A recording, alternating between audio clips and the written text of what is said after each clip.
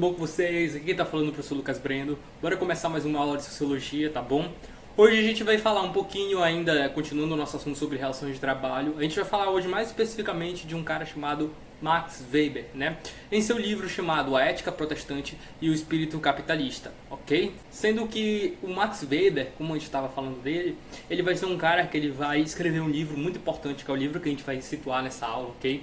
Esse livro se chama A Ética Protestante e o Espírito Capitalista, vai ser o nosso objeto de estudo nessa aula, ok? Então não esqueça o nome dessa importante obra, que vai ser a obra mais famosa do Weber. Ok? E vai ser a obra dele que vai consolidar também ele como um dos grandes autores aí desse período, ok? De 1904, que foi a data onde ele acabou publicando essa obra, tá bom?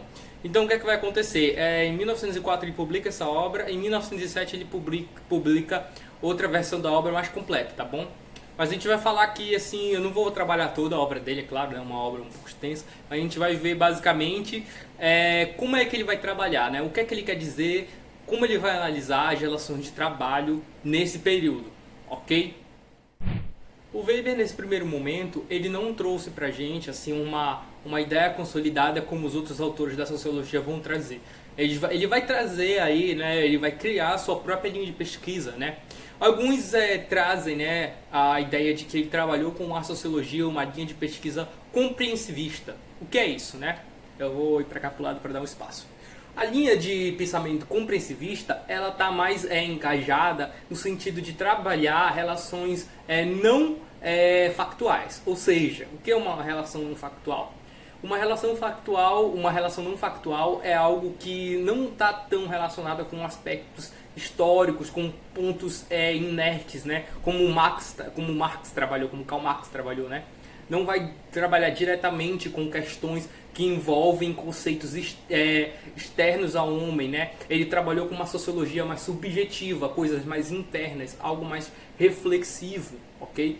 Max Weber trouxe essa visão, tá? Uma sociologia mais compreensivista, tá bom? Esse vai ser a terminologia que a gente vai utilizar. Então a sociologia compreensivista, ela é mais subjetiva, tá bom?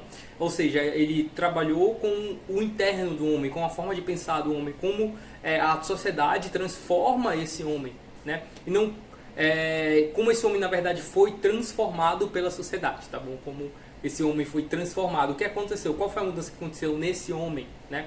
Então isso é uma sociologia mais subjetiva, vai ver mais um indivíduo, né, em vez de ver toda aquela conjuntura, né? Mas claro, para ele atingir a ideia de indivíduo, né, para ele entender o indivíduo, ele teve que partir da escala maior, né, da escala macro, né, da macro para micro, né, como a gente chama. Então o que é que vai acontecer? Ele vai começar a se adentrar aí, né, nesse momento histórico que foi a Reforma Protestante, que é a Reforma Protestante que a gente vai começar a falar na nossa aula de hoje, ok? Então a gente tem que entender que a Reforma Protestante vai ser um objeto de estudo do Max Weber nesse período, ok?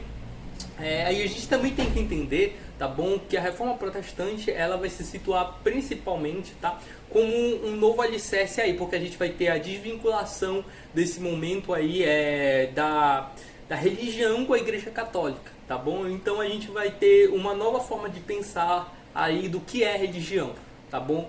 Então a gente pode estar situando para vocês basicamente que o Max Weber ele vai trazer um novo contexto aí, uma nova ideia do que é a relação de trabalho e o que é religião, tá bom? Ele vai trazer isso. Mas diferente de outros atores, né, ele não vai querer trabalhar religião e trabalho de maneiras separadas.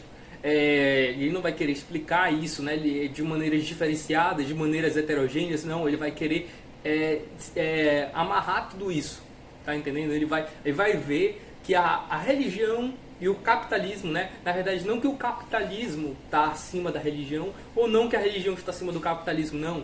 Ele vai dizer pra gente que os dois caminham juntos, ok? Ele vai dizer que os dois eles são como se fossem duas faces da mesma moeda. A religião, o capitalismo, né? E outros aspectos políticos também que eu não vou trabalhar aqui diretamente, tá bom?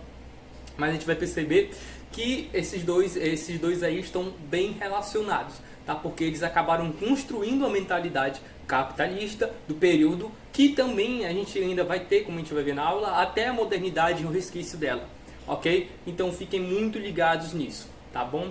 E já falando um pouco sobre a Reforma Protestante, né? Eu não vou entrar em detalhes da Reforma Protestante, tá bom? Porque senão a gente vai ter uma aula muito extensa. Então eu quero fazer uma aula bem direta, eu quero falar mais do que o Max Weber trabalhou mesmo, tá bom? O que ele vai trazer pra gente, pra mim poder situar vocês, ok? Então eu vou trabalhar mais com as ideias do Weber. Então, a gente vai ter aí, tá bom? A Reforma Protestante, tá? Vocês sabem quando aconteceu a Reforma Protestante. Quando esse cara aqui, tá? Martinho Lutero, o que é que vai acontecer? Ele vai declarar, vai romper, né? Vai ser uma reforma que vai acontecer de dentro da Igreja Católica, né? A Igreja Católica vai se dividir, principalmente por ideais, né? Porque a Igreja Católica, historicamente, né? Principalmente durante o período feudal, como eu já falei para vocês, ela esteve muito relacionada com a ideia do lucro, né?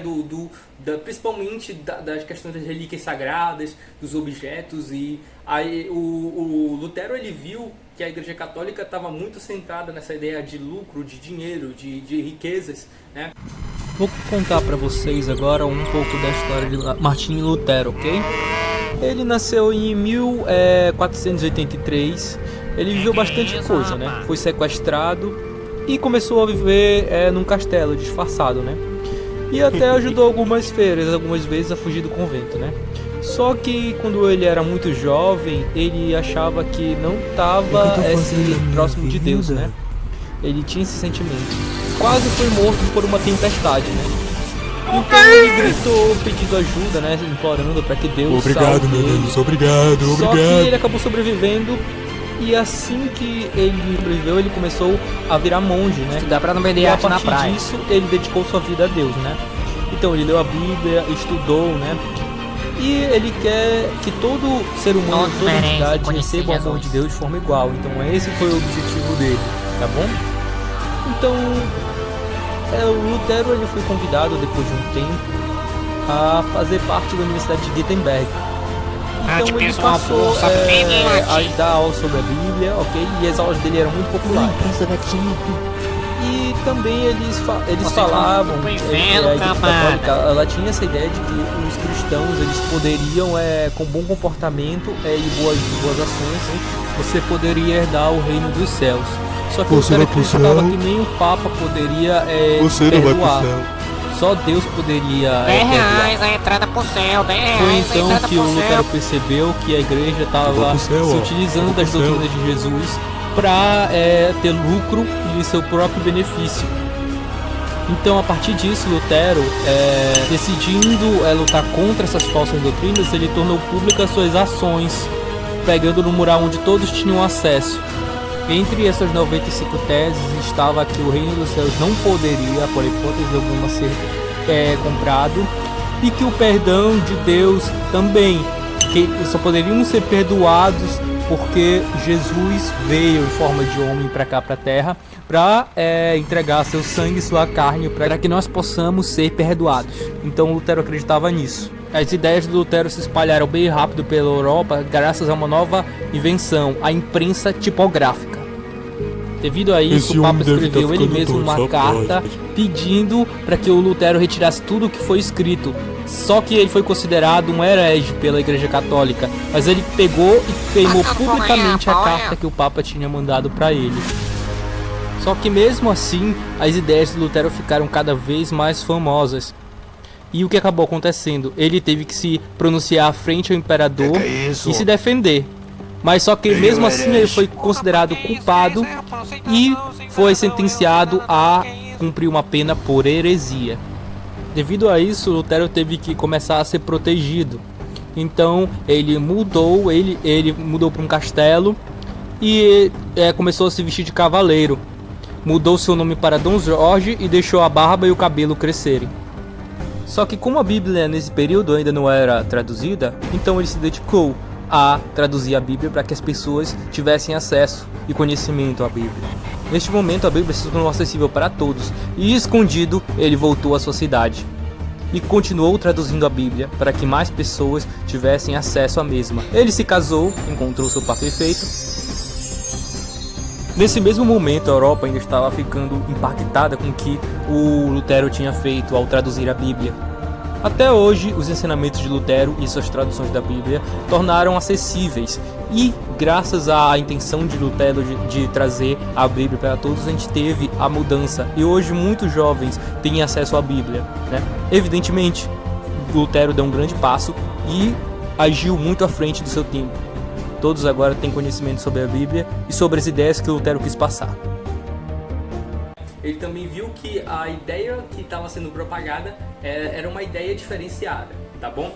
Ele também foi a ideia que estava sendo propagada pela Igreja Católica durante aquele período era uma ideia que estava sendo muito distorcida, na verdade, tá bom? Então ele pensou, não, a gente tem que fazer algo para mudar, né? Ele quis mudar esse referencial que a gente tinha sobre igreja, tá bom? Porque vamos parar para pensar, né?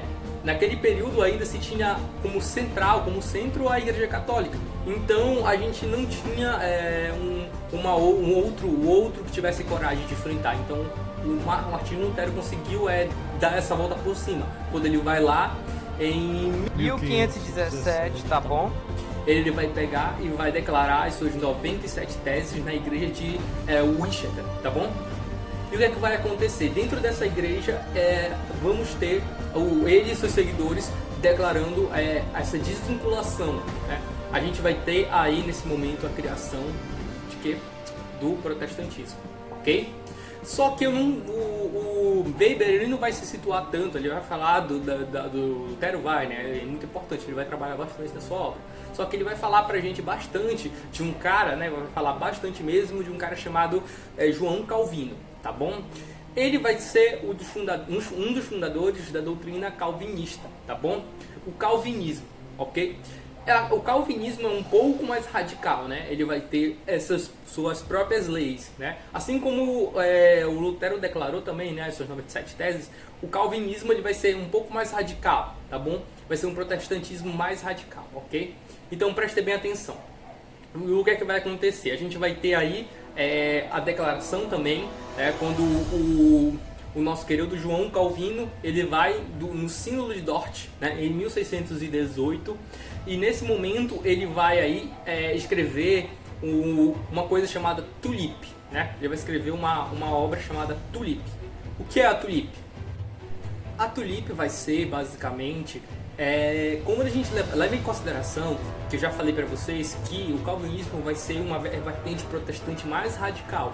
Ou seja, o que é que vai acontecer? A gente vai ter aí 5 pontos, tá bom? 5 pontos dentro da Tulip, né? Que vão classificar aí a religião calvinista, ok? Então bora entender quais são esses 5 pontos, beleza?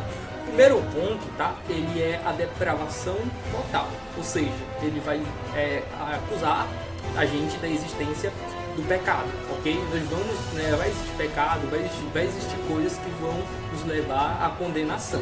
Mas a gente vai ter aí em contraponto a segunda tese, tá bom? Que é a eleição condicional, a escolha. Como é que Deus escolhe as pessoas para serem salvas, tá bom? O segundo ponto ele vem falar isso pra gente, né? Que antes da gente nascer, antes da gente vir ao mundo, a gente já está escolhido, a gente é escolhido, né? Ou a gente vai ser salvo, ou a gente vai ser condenado. Então essa é a segunda tese. Antes da gente vir para o mundo, a gente já vai estar ali sendo destinado a um dos dois caminhos, ou condenado ou salvo, tá bom? Então teoricamente, você pro Calvino, né? Você já nasce tendo essa escolha. Deus já escolheu você, tá me entendendo? É isso que ele vem falar com a segunda tese, ok? Mas a gente também vai ter a terceira, que é a expiação limitada, tá bom? O que é a expiação limitada? A expiação limitada está muito relacionada com a outra, tá bom? Que eu já falei para vocês, é a questão da salvação, está muito relacionada com a segunda tese, né? Digamos, algumas pessoas situam as duas, né? A segunda e a terceira. A segunda e a terceira, né, estão relacionadas. O que acontece? O terceiro ponto, né, da Tulip, que vem falar da expiação limitada, que é a questão da salvação, né? E a salvação é prescrita por quem? Por Deus, né? Ele que pode decidir isso, tá bom? Então a gente vai para a quarta, né? A questão da salvação acho que deu para entender, né? Que é a terceira, tá bom? E a gente vai ter a quarta, que é a vocação eficaz, tá bom? O que é a vocação eficaz? É a questão da predestinação, né? Teoricamente, como eu já falei, vocês já estão predestinados, né? Mas também existe a questão dos pecados na terra, tá bom? Ou seja, se você é preguiçoso, né? Se você é uma pessoa trabalhadora, uma pessoa estudiosa, né? Se você é uma pessoa que participa das aulas, que você entrega os trabalhos no dia, né? Você é uma pessoa que tá tendo já tem uma predestinação a isso, né? Entendeu? Essa é a quarta tese, tá? Na verdade, o quarto ponto, né? Da Tulip, que é que você já tem predestinações a ser do jeito que você é. Tá me entendendo? Ah, você é preguiçoso, você já tem predestinação a ser preguiçoso, né? Tá? Então é por isso que ele fala, né, que desde que você nasce, você já está sendo colocado, né, como ele fala na segunda tese lá em cima, no segundo ponto lá em cima, né? Você já nasce destinado, né?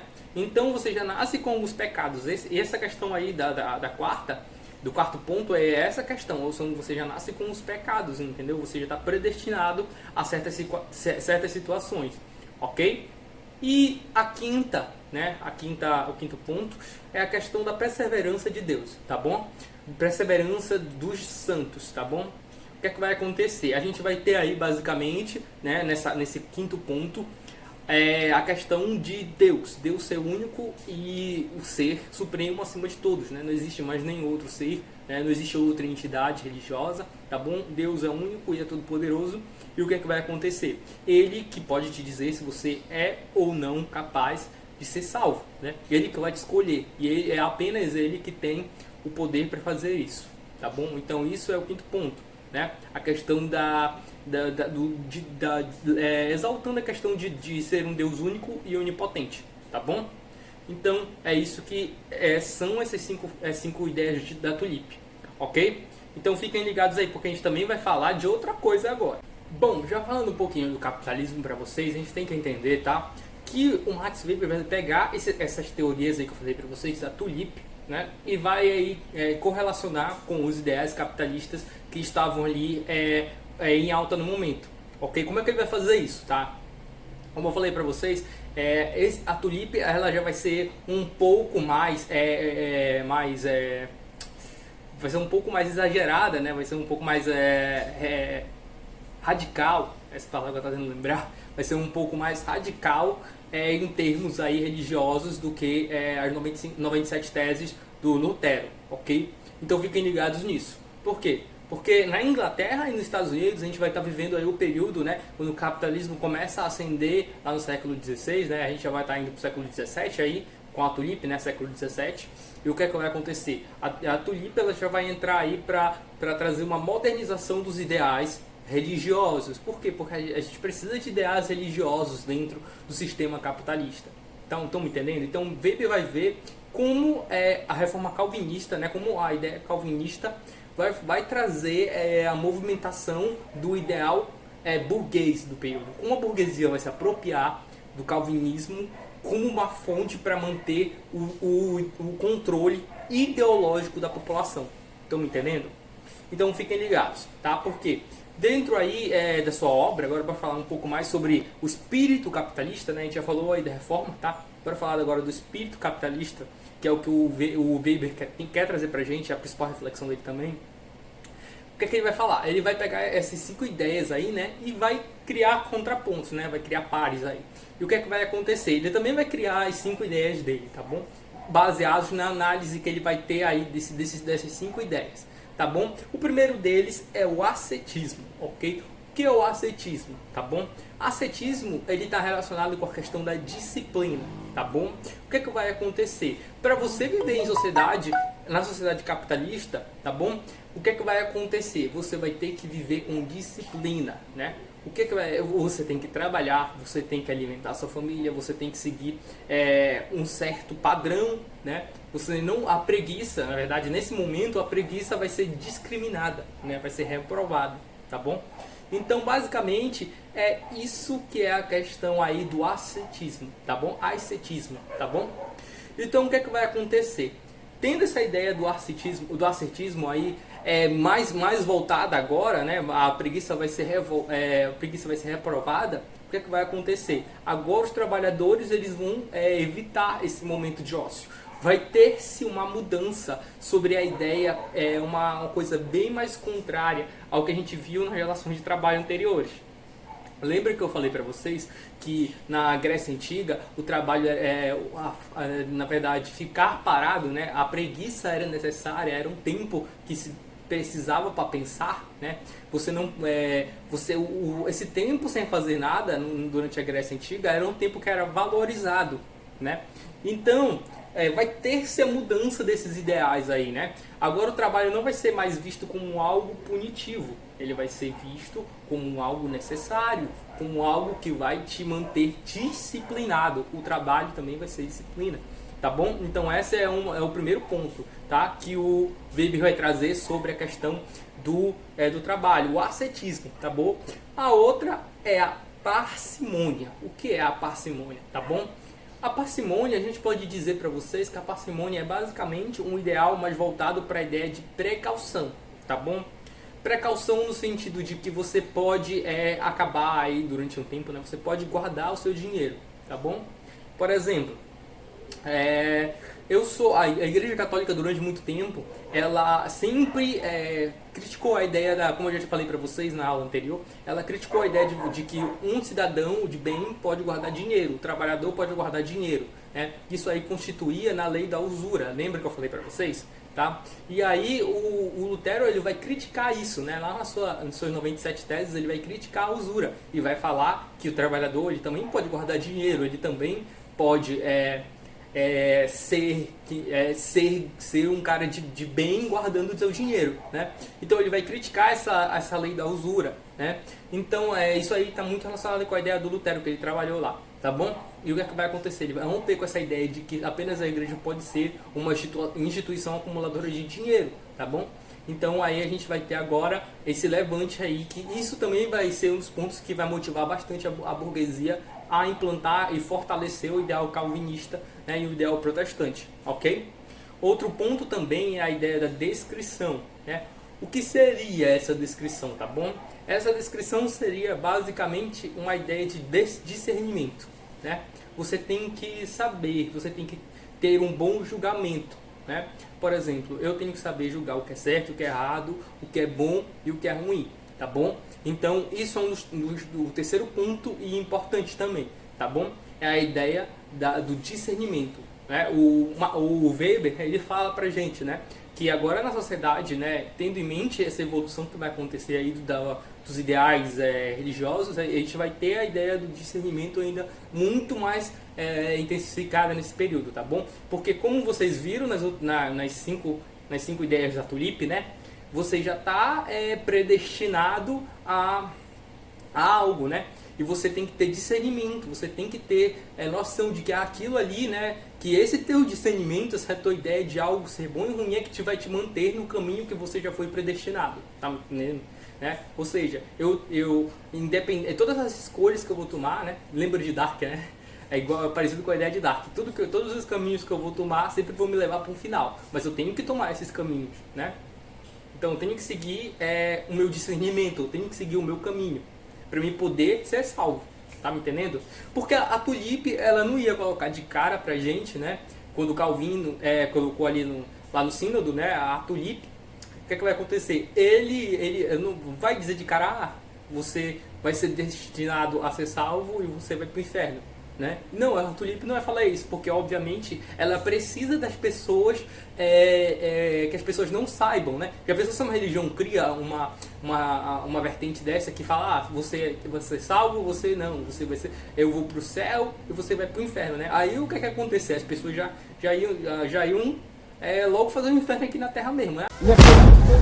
Puta vida! Tá pegando fogo, bicho! Chama o bombeiro lá! Eu vou pro inferno mesmo, né? Não tô nem aí, vou fazer o que eu quero. Mentira! Então, basicamente, essa ideia que a Tulip reprovou ainda, descartou, né? Mas a gente fala, né?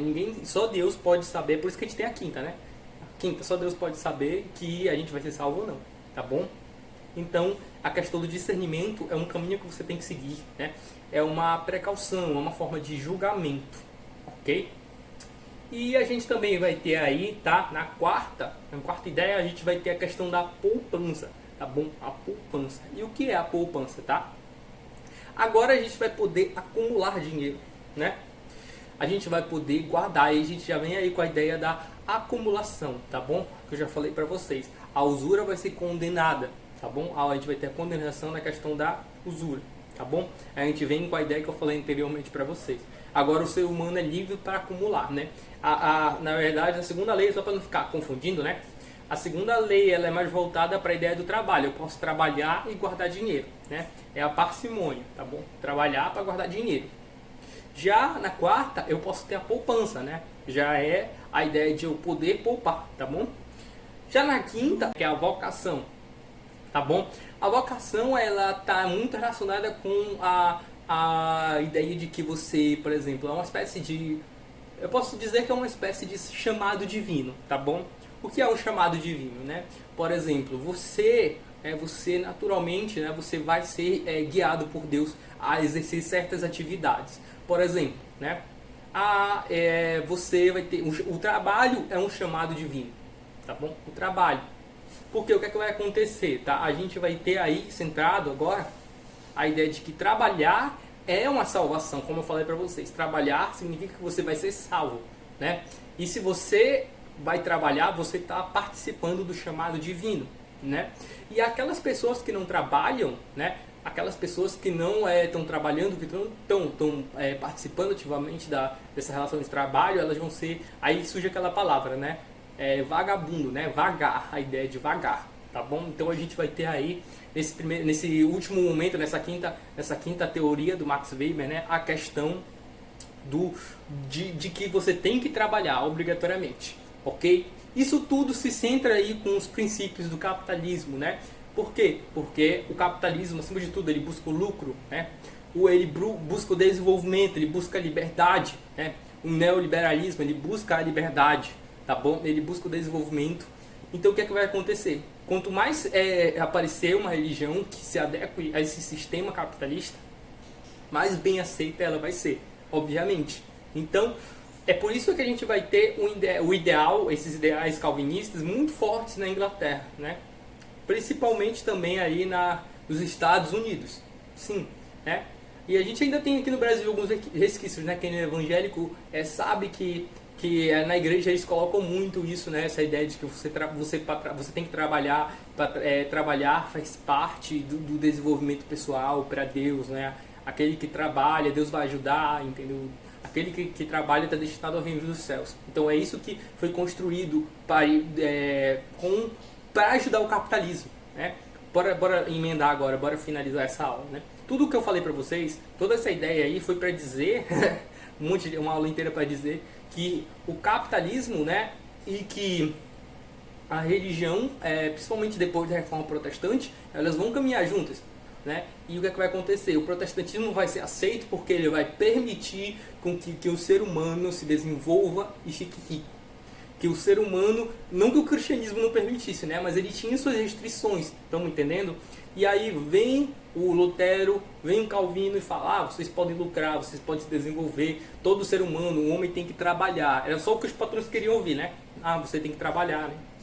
Tá? Então é isso que vai acontecer, tá bom? E a gente vai ter uma justificativa, né? Agora os patrões vão poder guardar o dinheiro para eles, né? Eu sou um acumulador, estou dentro da lei de Deus, mas eu tenho que acumular dinheiro. Estão me entendendo? Então é isso basicamente, né?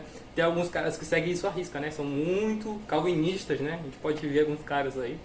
Enfim, então basicamente eu tenho isso para falar, ok? Essa foi nossa aula de hoje. Então a gente finaliza por aqui, tá bom? Espero que vocês tenham entendido.